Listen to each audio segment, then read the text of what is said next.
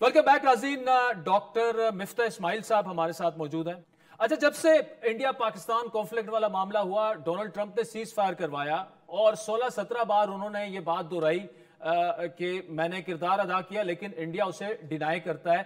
अब इंडिया को obviously diplomatically speaking embarrassment भी हुई, लेकिन इसमें एक पॉइंट ऑफ व्यू ये भी है कि वो प्रेशर डाल रहे हैं इंडिया पर when it comes to tariff, और ये एक तिजारती वो गेम खेल रहे हैं। एप्पल को उन्होंने आने से रोका, उसके बाद टेस्ला को वहां प्लांट लगाने से रोका। इस पूरी सूरत हाल को आप कैसे एनालाइज करेंगे? क्योंकि इंडिया और अमेरिका की जो ट्रेड है सालाना 140 बिलियन डॉलर है। तो डोनाल्ड ट्रंप क्यों ये कर रहे हैं आपके ख्याल में? देखिए, मेरा नहीं ख्याल है कि वो रिलेशन हिंदुस्तान से खराब करना चाह रहे हैं। मैं बिल्कुल ये नहीं समझता कि वो हिंदुस्तान से रिलेशन खराब करना चाह रहे हैं। और मैं ये भी समझता हूँ कि ट्रम्प साहब की ये जो सेंस है कि वो आईफोन हिंदुस्तान में नहीं बनने देंगे या चीन में नहीं बनने देंगे और अमेरिका में बना लेंगे, तो वो भी बड़ा मुश्किल है। आईफोन वगैरह जो है उसकी जो लो टेक वर्क होता है, अमेरिका के पास हाई टेक दुनिया का काम है। जब अमेरिका के पास वो लॉयर्स हैं कि जो 200-300 डॉलर घंटे के काम करते हैं, और वो आईटी प्रोग्रामर हैं जो $200 घंटे का काम करते हैं, तो इनको क्या जरूरत है कि $12 पर आवर की मैनुअल वर्क करें आईफोन को जोड़ने का या टेक्सटाइल के अंदर कपड़े सीने का। तो ये मेरी ट्रम्प की मंतक समझ में नहीं आती है मुझे। और ये क्योंकि ये इकोनॉमिक लॉजिक के खिलाफ है, तो मंतक कामयाब भी नहीं होगी। लेकिन हिंदुस्तान से जो जो एक हिंदुस्तान का एक जो बड़ा वो था ना कि हम तो बहुत बड़ी कुवत बन गए हैं और हम तो पता नहीं अब साउथ एशिया में क्या एशिया के अंदर सिक्योरिटी गारंटियां दे रहे हैं और ये सब कुछ कर रहे हैं।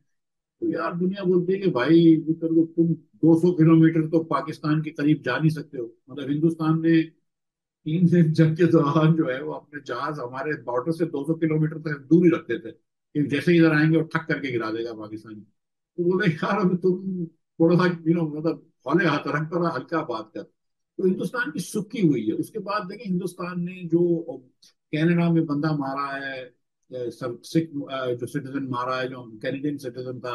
अमेरिका में एक सिटीजन मारने की ट्राई की जो फेल हो गए। बर्तानिया में सिटीजन मारने की ट्राई की।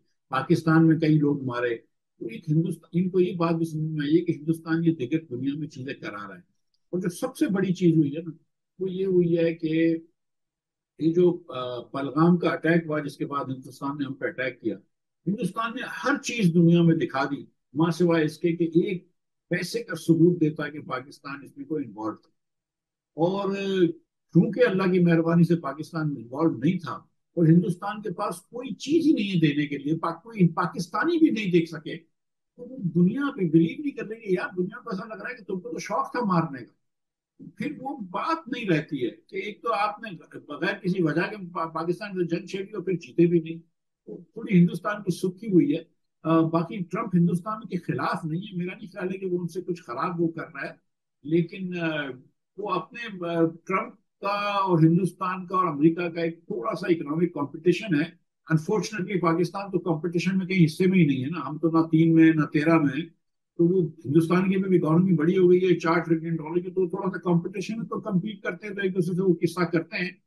काश कि हमारी भी इकोनॉमी इतनी बड़ी हो जाए कि हमसे भी दुनिया जो है वो थोड़ी सी बहस करने लगे, लेकिन हम उधर तक पहुंचे नहीं। अच्छा, जिस तरह आप कह रहे हैं कि इस कॉन्फ्लिक्ट में पाकिस्तान को एक स्ट्रेटेजिक अपर हैंड हासिल हुआ और मॉडर्न कन्वेंशनल वॉरफेयर में माइटी इंडिया का इमेज वो खत्ते में डैमेज हुआ, लेकिन अब जो सूरत हाल बन गई है, हमें वो विक्ट्री तो मिल गई, लेकिन जो जंग हुई उसका इकोनॉमिक फॉल आउट आएगा, जो इस ईरान और इसराइल वाला मामला है। तो क्या करना चाहिए हमें? और जो बजट है, मतलब हमें हमें अब विक्ट्री मोड से निकलकर जरा इकोनॉमिकली भी सोचना होगा। देखिए आदिल भाई, मुझ जैसे कुछ लोग पिछले 2 हफ्ते से जब से बजट आया है यही गुजारिश कर रहे हैं कि जो इस वक्त मौका था शहबाज शरीफ को इस्लाहात करने का, रिफॉर्म्स करने का, वो पिछले साल भी वो फेल होगा, इस साल भी फेल होगा। ये इनका चौथा बजट है शहबाज शरीफ। और शहबाज शरीफ ये करने में नाकाम रहे। अब जबकि इस मुल्क में मैक्रो इकोनॉमिक स्टेबिलिटी आ गई थी, दुनिया भर में तेल सस्ता हो गया था और पाकिस्तानी 3 साल से गरीब हो रहे थे। ये मैक्रो इकोनॉमिक स्टेबिलिटी आई है ना, ये फ्री में नहीं आई है ना। इसमें हुकूमत ने कोई सेक्रीफाइस की है। हुकूमत तो अपने बजट बढ़ाती रही है, अपने अखराजात बढ़ाती रही है। इस पे सिर्फ पाकिस्तानी लोगों ने सेक्रीफाइस करी है। मिडिल क्लास की आपने कमर तोड़ दी। आपने टैक्स ले लेके इनका जूस निकाल दिया मिडिल क्लास का। नौकरी पेशा लोगों को मार रखा है आपने। جو حکومت کا آج جو بیانیہ نہیں بکتا اس کی وجہ یہ ہے کہ یار ایک نوکری پیشہ لوگ بیچارے بجلی کا بل بھرنے میں جان ان کے نکلے، گیس کا بل بھرنے میں جان ان کا نکلے، پھر ٹیکس ان کو بھرنے میں جان نکلے، ان کو آپ نے مار ڈالا تب جا کے، اور ان کی قوت خرید ختم ہو گئی، پاکستان میں ڈیمانڈ سب کم ہو گئی، تو پاکستان میں آپ کے کرنٹ اکاؤنٹ ڈیفیسٹ کم ہو، تب جا کے یہ آیا ہے نا مائکرو اکنامک اسٹیبلٹی، ایسے تو نہیں آ گئی ہے، تبھی جا کے ڈیمانڈ جب ختم ہو گئی تو جا کے انفلیشن کم ہوا، پھر آپ نے انٹرسٹ ریٹ کم کیا۔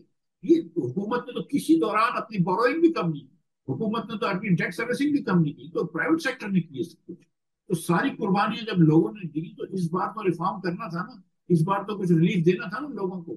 آپ نے تو لوگوں کو ایک پیسے کا ریلیف نہیں دیا، آپ نے تو 1,000 ارب روپیہ رکھ لیا پی ایس ڈی پی کے اندر، آپ نے تو ایم این ایز اور ایم پی ایس کو اور پیسے دے دیے، آپ نے تو 2800 ارب روپے صوبوں کے پی ایچ ڈی پی میں رکھ لیے، نہ آپ نے پینشن ریفارمز کری، نہ لوگوں کا گورنمنٹ کا فٹ پرنٹ چھوٹا کیا، نہ آپ نے حکومت کو ڈیوالو کیا، نہ آپ نے این ایف سی ایوارڈ کی میٹنگ بلائی، نہ آپ نے این ایف سی ایوارڈ کم کیا۔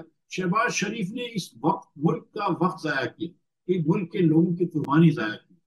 میں آپ کو یقین دلا رہا ہوں کہ اب جب یہ پرائس مہنگی ہوئی ہے، اب جو کیا ہوگا، اب آپ دیکھیں گے انفلیشن پھر سے آئے گا۔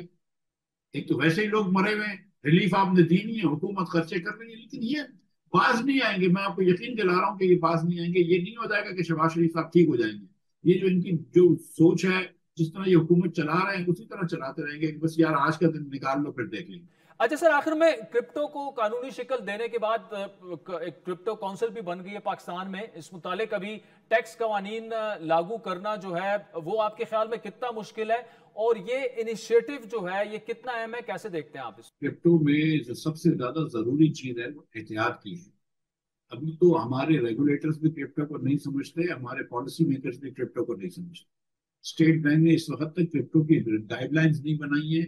مجھے اچھا لگتا ہے کہ وہ بلال صاحب جو ان کے ایڈوائزر ہیں وہ جا رہے ہیں اور امریکہ وغیرہ میں مل رہے ہیں اور بڑے بڑے لوگوں سے مل رہے ہیں، وہ ٹو دی ایکسٹینٹ کہ وہ پاکستان کے لیے دروازے کھول رہے ہیں، وہ ٹھیک ہے۔ اور میں نے یہ بھی کہا ہوا ہے ٹی وی پہ کہ اگر کسی کو پاکستان یہ سمجھتا ہے کہ کچھ وہ وٹکاف صاحب کی کمپنی کے اندر وہ لبرٹی فائنینشیل میں انویسٹ کرانا ہے، تو پاکستان میں بہت سارے امیر لوگ ہیں جن کو آپ کہیں کہ آپ جا کے انویسٹ کریں، مطلب حکومت پاکستان کا ایک پیسہ اس میں نہیں لگنا چاہیے، اور یہ لوگوں کے پیسے جو ہیں یہ امانت کے طور پر لوگوں کے پاس ہوتے ہیں، حکومت کے پاس ہوتے ہیں، یہ خرچ نہیں کرنی چاہیے، نمبر ایک۔ نمبر دو، ہم کو اپنا کوئی ایک پیسے کا ریزرو جو ہے وہ کرپٹو میں نہیں رکھنا چاہیے، ہمارا ریزرو یو ایس ڈالر میں پڑا ہوا ہو، یورو میں پڑا ہوا ہو، چائنیز آر ایم بی میں پڑا ہوا ہو، بس یہ کافی ہے۔ بہت بہت تو برٹش پاؤنڈ میں پڑا ہو، اس کے علاوہ ہم کو ہوشیاری نہیں کرنی چاہیے، کرپٹو میں کوئی ریزرو نہیں رکھنا چاہیے۔ کرپٹو کی مائننگ کمپنیز کو یہاں انکریج کرنا چاہیے، بالکل وہ آئیں مائننگ کریں، اپنی ان سے بجلی خریدیں، ہم کو بل دیں، ہم کو یہ کام نہیں کرنا چاہیے۔ The government of Pakistan is not in the business of business. We should not get into the business. But if there are crypto investors who want to come, then we should regulate it. ہمارے بینکوں کے اندر، ہمارے finance اداروں میں جو D F Is ہوتے ہیں، جو ہمارے ایکسچینج کمپنیاں ہیں، ادھر ایک جس کو کہتے ہیں چائنیز وال کھڑی کرنی چاہیے کہ یہ کام یہ کمپنیاں، بلکہ اس کو انسرکل کرنا چاہیے کہ ہمارے بینکس جو ہیں وہ کرپٹو کا کام نہیں کر سکتے۔ پتہ چلی کسی بینک نے کرپٹو میں نقصان کیا، سارے لوگوں کے ڈپازٹس کے پیسے چلے گئے۔ تو یہ ابھی تو ہوگا، نقصان ہوں گے، دنیا بھر میں اس کے فراڈ ہوتے ہیں، نقصان ہوتے ہیں، ہم کو تو سمجھ ہی نہیں آتا۔